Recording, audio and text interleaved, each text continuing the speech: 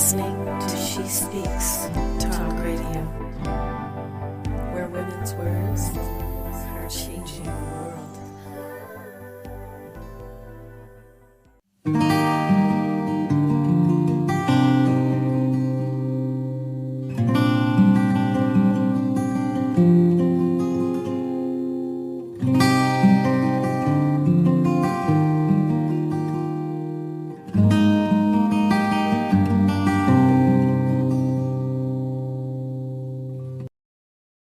Hello, this is Wendy Dixon from Intuitive Life with Wendy Dixon.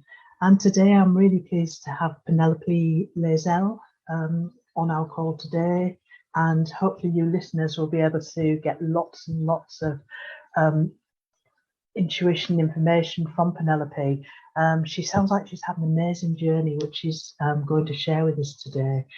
So welcome, Penelope, to our show today. Thank you, Wendy. You're very welcome. I'd like to ask you, first of all, a little bit about you. Who are you? Who is Penelope Layzell? So I am Penelope Layzell, and I have two hats that I wear. One is my corporate world, and the other is a spiritual life coach. Mm-hmm. And the spiritual life coach came about because of my own personal journey of awakening and the struggle to fit that into the corporate world and fit in. So I'm a spiritual life coach, and I'm a fifth dimension earth healer and aromatherapy freedom practitioner, so that I can use those modalities and that powerful healing to help other women within their transition from awakening through to fully connected and acceptance. Oh, that sounds wonderful. And what kind of brought you to where you are right now with your business and, you know, what you're doing? So like most women, I was brought up in a very strict upbringing where, you know, you're taught from an early age to go and be successful, that's where all the pride is. You know, you get the pride of your family from being that very successful woman. And I was no exception. You know, I didn't do great in my GCSEs through rebelling, but I fought my way through from an early age into stepping into corporate at 16 to really pushing my career forward at a rate of knots to prove that to my parents that yes, I could be a successful wife, mother. And I had my first burnout at 28 through that constant pushing. And I didn't learn from that, Wendy. As often we don't. I carried on in that perpetual burnout. I would sometimes, when it first happened, I didn't realize that I was suffering from burnout. And I think that's quite a common practice. Absolutely. If you don't understand, you just think it's stress. But the trouble is that once you step into that cycle, it's very, very difficult to transition out of it. Yes. And I, at one point in my career, I became very agoraphobic at home. I could go out to work and I could perform, but at home I couldn't leave the front door without having crippling anxiety and panic attacks. And having been in sales from an early age, that's quite a difficult thing. So I would fight to be somebody I wasn't, you know. So I laughed with a client recently just to say to her, she didn't realize the trauma I put myself through to go and sell the business to her, mm-hmm. and then step back in my car and back into that, oh, I'm no good kind of mentality. Yeah, and I think as a woman in the corporate world, and certainly in the sales world, I think often we feel that we have to hide that part of ourselves, that, you know, oh, it'll be fine, it'll be okay. I can't show any sign of weakness. So we kind of put everything to the back, don't we? We hide it, and often hide it from ourselves as well. Yeah, you become very good at people pleasing, and the more you people please, the more you put everybody else above yourself, the more that puts strain on your own mental health. And, you know, nobody knew I was suffering as I was. My family knew, but even my husband didn't know how much I was actually suffering, because I kept it hidden. But unfortunately, it all came crashing down in 2015 when it all ground to a halt, and the universe said, you can't do this anymore. You need to stop. Yeah. And I think that's what happens, that often, you know, we will get that wake-up call, that dark night of the soul, where literally you have to listen. Yeah. You don't have any choice, do you? You have to listen, and you have to kind of deal with what's going on with your life. And so what happened from there? So what happened from there? I mean, my crash was breast cancer, and I truly believe it was in my left breast. I was so unloved in myself that I believe that universe sent me that, because I had no self-love. So mine was breast cancer, and I still didn't learn from the breast cancer. In my head, I thought, no, I can't stop working. So I worked all the way through my active treatment. I didn't have a day off. I negotiated all my treatments so that it fell at a weekend. So I would have treatment on a Friday. I would take annual leave on a Friday. I'd sleep all weekend. I'd be back at my desk on the Monday. That's how ridiculous it got, Wendy. Gosh, yes. It got to the end of 2016, and my marriage was on the rocks. It was really struggling, because my husband couldn't reach me, and he could see I'd become sort of like this woman possessed. And I had this moment where I looked into my children's eyes and just to see the fear there, and realized that was caused by me being the way I was, and where I thought I was helping them, I really wasn't. I was actually making it worse for them. And then I had the calling, as we like to call it, where I just suddenly thought, oh my word, I literally listening to a podcast, and the woman on the podcast was speaking to me, literally directly to me. And I knew it was I needed to do something. And I went on my own healing journey from there, Wendy. Yes. Yeah. So had you done any spiritual work prior to that sort of breakdown coming, that breast cancer? Interestingly enough, I'd always been spiritual from a very early age. I'd always seen things that people didn't see. I'd always understood there was I've always felt energy really strongly, so I could walk into a room and understand what the energy is like. Hence why I'm quite good at sales, because I could go into the room and just gauge. Really, really good at empathy at that level. So I was always spiritual, but because you're in corporate, you can't be spiritual, so you close it off. Yes, indeed. Yeah. And so most of my life was stepping on the path of pretending it didn't exist, and ignoring it. I completely understand, because that was exactly how it was for me. I would do my spiritual work in my spare time and my corporate work while I was in the office, and never the twain shall meet. Yeah. And it kind of feels like you're not really living your truth as well, doesn't it? Exactly. Yeah. Exactly. And I had this beautiful moment where in my corporate job, I'd gone through my awakening. I was fully embracing my spirituality, and I was putting it in practices myself in the workplace. Yes. But my team didn't know. They didn't need to know. I would just take myself off to the toilet and have a meditation, or I would, go for a walk and meditate in nature. And I would constantly listen to my guides and things while I was working. But they didn't know that was where you said the never the twain shall meet. That was my level. But in the pandemic, I ran a healthcare agency. I'm a regional divisional manager. And obviously within the pandemic, the care homes closed their doors. And it's a healthcare agency I run. We shrunk by 75% overnight. And my team started to really struggle with stress and burnout, and they were panicking. They were worried about their jobs. There wasn't a day that went past. So we're all sitting at home, and I'm doing all this lovely, I'm all nice and zen and all moments, and they're on the phone going to me, are we going to lose our job tomorrow? Is my job okay? Am I okay this way? And I just thought, this doesn't sit right with me, Wendy. It really didn't sit right absolutely. With me. And I had this really funny moment where I thought, I need to help them. And so I called an emergency meeting. I told them about my higher self. I told them I believed in law of attraction. I told them I didn't want them to believe in this. I wanted them to put little practices in place and to sell from where their heart was centered. And only when they were loved, in that love place, would they sell. Yes. And you can imagine the faces the other way. You can imagine them looking at me thinking, oh my goodness, my boss has really lost the plot. She doesn't have a clue where she's.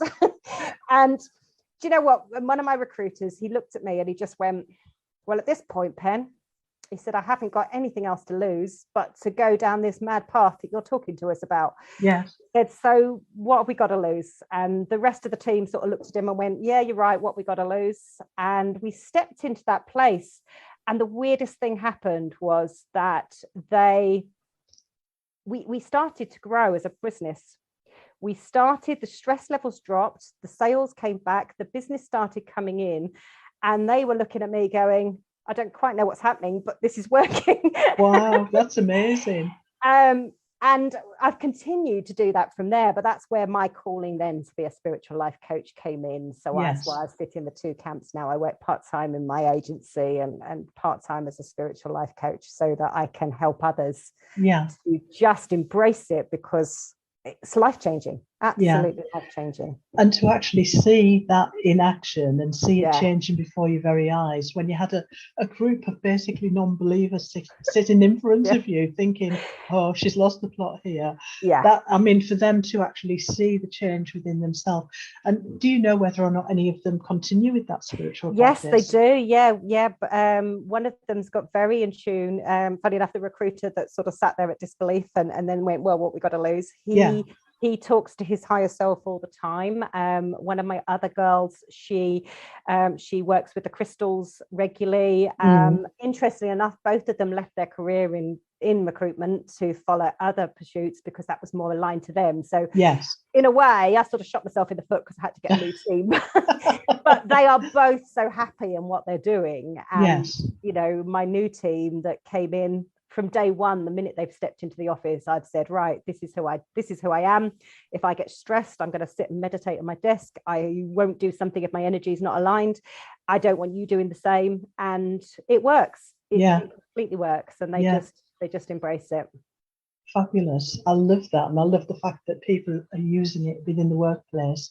I mean, I think there's only perhaps one place I worked at where we actually were encouraged to meditate. They brought somebody in locally to help people to start the meditation process. Obviously, I was well into it by that time anyway, but it really made a difference for a lot of people because it does reduce that stress. And then when that is reduced, we work at a better level, don't we? I was going to say a higher level, but also a better level. We create our own sort of day in a way, don't we, rather than being about the pressure of just selling. Exactly. And that's the trouble with the corporate world, is it's very much like that. It is that constant, you know, you've got to perform, and they don't see the holistic side of it. And, you know, I've done meetings with essential oils because, you know, frankincense is great for your eyes. So I've had them where they're very tired and their eyes are hurting, and one of them said to me, oh, can I have a bit of that frankincense? And they sit with their hands over their eyes, and you cup it over your eyes, and it just lets the oils permeate your eyes and just relieves the eye strain. And then the rest of the team have all joined in, so I've sat having a meeting which sounds really nuts, sat having a meeting with everyone with their hands over their eyes because they're all breathing in the oils into their eyes, and I, you know, sitting there thinking, well, this isn't a normal office space. But how wonderful, and you must really get the best out of people as well. So now you kind of do part-time corporate and part-time of your spiritual life coaching, and are you reaching out now to other organizations? That's my long-term goal, is that I really want to go in and work with corporates and show them there is a different way. It's one of the reasons I trained as an aroma and freedom practitioner, so that even if they don't want to take in the full, you know, sit and meditate and fifth dimension earth healing and talking to your guides, which can be a bit far-fetched, essential oils, you can sit with a bottle on your desk. It takes 6 minutes to reduce stress just by breathing and no meditation involved. So if I could take that out to the corporates and just connect people back to themselves that way, it's still spirituality in the office. They don't need to know that term. And do you also use the spiritual aspect with the children as well? Yes, completely. Because obviously this lockdown period has been horrendously stressful. Really difficult. And all three of my children embrace it, although my youngest is very she's very cynical, so she doesn't believe in a lot of things and thinks I'm a little bit strange for going and meditating. But you know, it's everybody's got their own path and I don't believe in hiding any of it. And I think they benefit from me being quite zen at home. And you know, because when you're stressed and burnt out, the first thing you do when you walk in the door and see the dishwasher's not been loaded is you snap. And they were used to living in that kind of environment, you know, not that, I wasn't shouting at them. I just raised my voice and get a little bit angsty.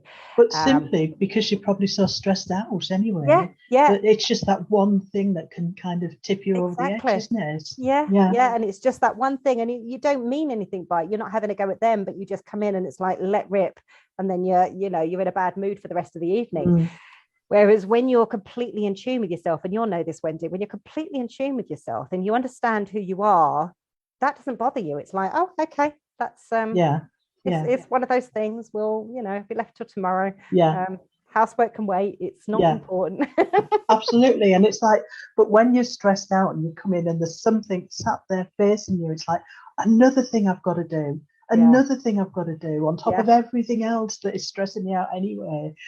So it's kind of not a great place to be. And so you find that you're now dealing with lots of people, helping and supporting them with burnout and stress and anxiety as well. So what is the main, have you got any tips that you can give our listeners that will help them with either anxiety or stress? Oh, definitely. So one of the things that I teach really, really, really quickly is, and you can do this even if you're not spiritually aligned, and it's a heart meditation, because the heart actually rules the head, interestingly enough. It's not the other way around. So you can literally sit with your hand on your heart, slow your breathing down, and just feel into the rhythm of your heart, and then feel into something really uncomfortable that really upsets you, and feel the difference in your heart. And you will feel that your heart is lighter when you're in alignment, and really feel quite tight when you're not. And it's just a little breathing mechanism.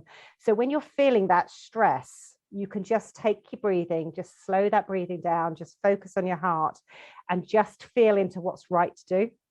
It's a really simple technique to be able to just lower your stress levels and also understand where you're supposed to go from here.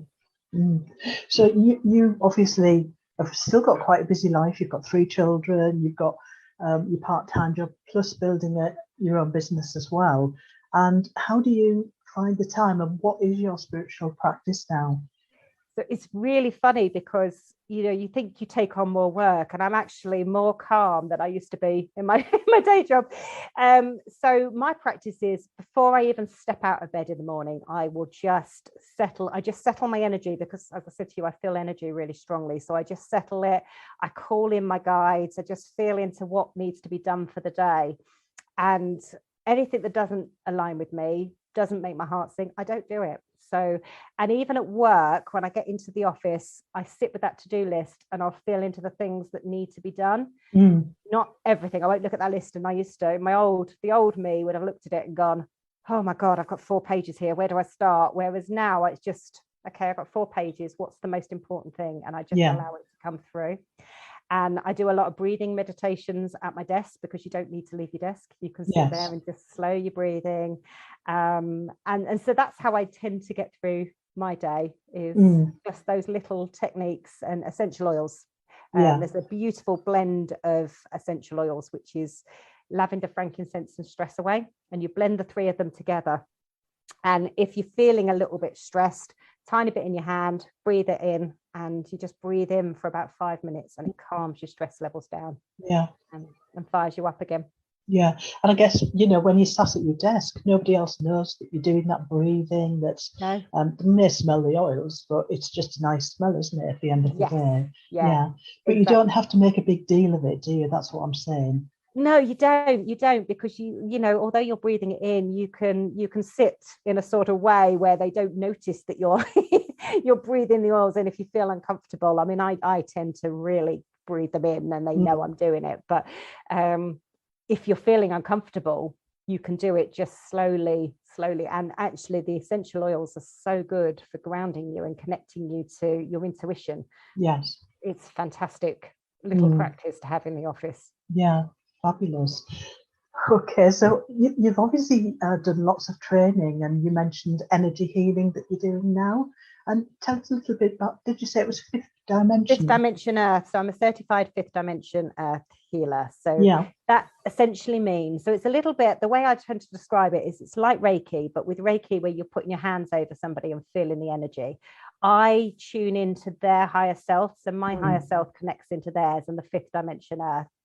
and their higher self will talk to me about what kind of energy they need to heal something in their body. Yes. So for example, I had somebody came to me recently, and she didn't say what was causing her an issue, but I felt it was all around her stomach. It turned out her spine was all twisted, but her spine was twisted because she'd had originally the issues in her stomach. So they were telling me that there needed to be work done in her stomach before she could straighten her spine up and remove this back pain. And you wouldn't necessarily know that, but because it's literally working with their higher self. Yes. I got that information directly. And once we cleared the blocks within the stomach area and all the issues around the stomach area, her back pain went, which was really interesting to see it. So it's a very, very deep connection, and it carries on long after I've gone away, because their higher self then has the instructions, so they'll be working away with them, whereas I'll be off doing whatever I need to do after the session. They carry on working, and I've seen skin conditions go by the end of the day. I've seen all kinds of magical stuff happen from it. Oh, that's wonderful. And I think there are many different types of healing, and not everything will work for everybody, but there is something out there for everybody, isn't there? And there's something that will really resonate with your soul, and you know that that's going to be the right one for you. That sounds as if the fact that you are dealing energetically, but also relating to the higher self as well, sounds like a fantastic blend of the two things, really. And do you also use crystals and aromatherapy within that as well? Yes, I do use crystals and aromatherapy, and I've just literally started getting into the crystals and programming them up. And actually, when I'm using them with the oils, it's been incredibly to notice. I do the programming of the crystals, holding them in a hand that I've got the essential oils in, so they're absorbing the oils as well. And then it's been really, really good. And so I've been bringing that into my practice with my clients as well, so that they can connect into that special crystal that really is needed in their life. Yes, absolutely. Yeah, and there's so many beautiful crystals around, isn't there? And I can imagine that aromatherapy oils will only enhance that, the content and the presence of that crystal within their life, really. Yeah. So I guess, as part of your journey, have you read lots of books? Is there any book that you would kind of say that really helped you along your pathway? I think one of the books that really, I've just recently finished it actually, was The Surrender Experiment. Have you come across that one?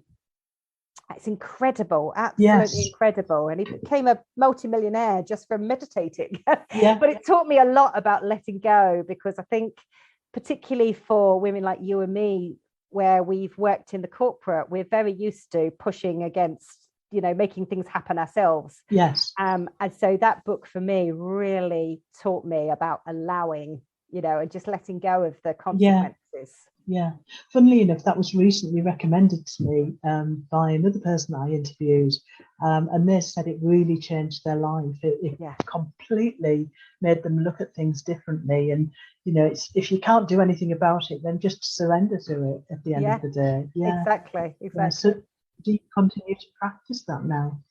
So completely, whatever I'm doing, and obviously I've got two jobs, I will always tune in first and only do something if it feels right for me, and it feels in alignment for me. And it could be a big tender that I'm working on for a new client, but if that's not got the energy behind it, no matter how much I push as I would normally do, it's not going to work. So I just wait for the energy to. This week it's social media. I can't seem to get into the energy of social media, and I know I've got to get it done, but it's whenever it's there, it will come to me. So when you say if the energy feels right, is it that it just sits right with you? Is there a certain feeling that you get when the energy is right? I get goosebumps, Wendy, when I know when something's right. I can literally feel the energy traveling through me, and I get real goosebumps and tingles in my feet, and I just I class it as feeling alive. I like when I feel alive and it's really lighting me up, then I go ahead and I do it. But it's only until I feel that that's what's good today. I need to do that. That sounds brilliant. And I think it's a really good way of using your intuition, because obviously what I do is all about intuition, being intuitive life. And so many of us forget to listen to that aspect of us, don't we? That higher self, that knowing, that actually feeling when something feels right. And it, as you rightly say, you know, if something doesn't feel right, no matter how hard you work with it, you don't get anywhere, do you? No, you don't. No, it's like banging your head against a brick wall. And stress and anxiety is fear. Yeah.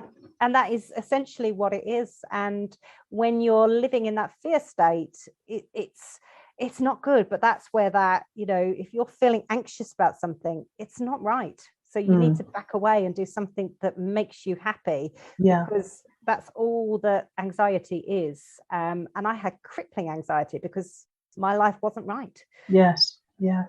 And I don't know about you, but I found that if something doesn't feel right, I've just left it. Okay, I'll come back to this. And you find that sometimes you'll go back to it and it still doesn't feel right. And you might need to go back to it 2 or 3 times. And to me, if it isn't feeling right by the 3rd time, let it go. Yeah. Let it go. You probably get these as well, where you get these moments where I've got lots of things that I've parked because they've just not felt right. And I've gone back to them a few times. So they're still parked. And then I'll be driving to work, for instance, and I suddenly get this, I wrote that 3 months ago. That's what that was for. That's right now. And you're then pulling it back out of the archives. Yeah. Because I think at the time you do it and it just doesn't feel right. You think, well, I've just completely wasted a whole afternoon doing that. But it always comes back at some point, doesn't it? Yeah, it always comes back. So whereabouts, you mainly work from Facebook or LinkedIn? So Facebook and Instagram will tend to be where I hang out, and you can find me just Penelope Layzell on both of them, and that's where I tend to hang out. Yeah, and have you got a website? I have. It's www.dimension.co.uk. That's wonderful. I'm sure lots of our listeners will be having a look at that and some of the amazing work that you're doing, Penelope. I love the fact that, you know, you bring in the corporate world and the spiritual world together because it's so needed now. It is so needed.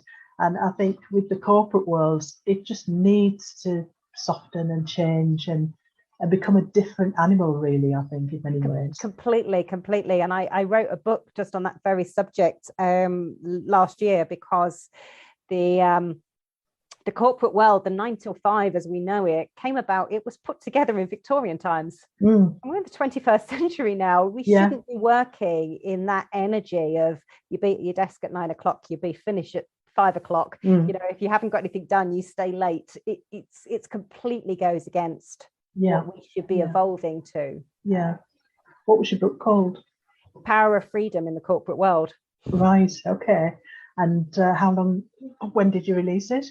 I released it last year. So this time last year was when it came out, fully guided. One of my guides wrote it with me.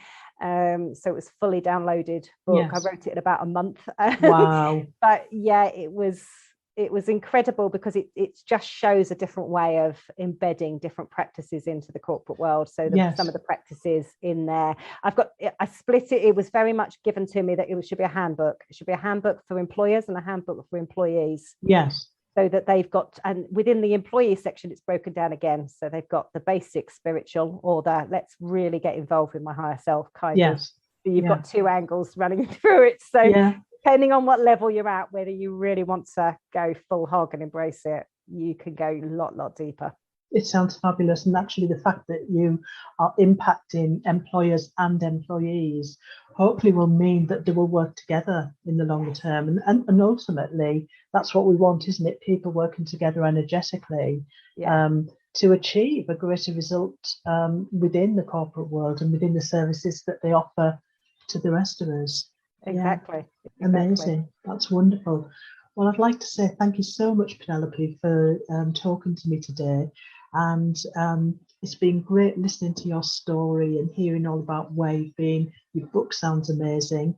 And I'd just like to say again, thank you so much. And this is Wendy Dixon from Intuitive Life. Hope you have enjoyed our show today and listening soon. Lots of love.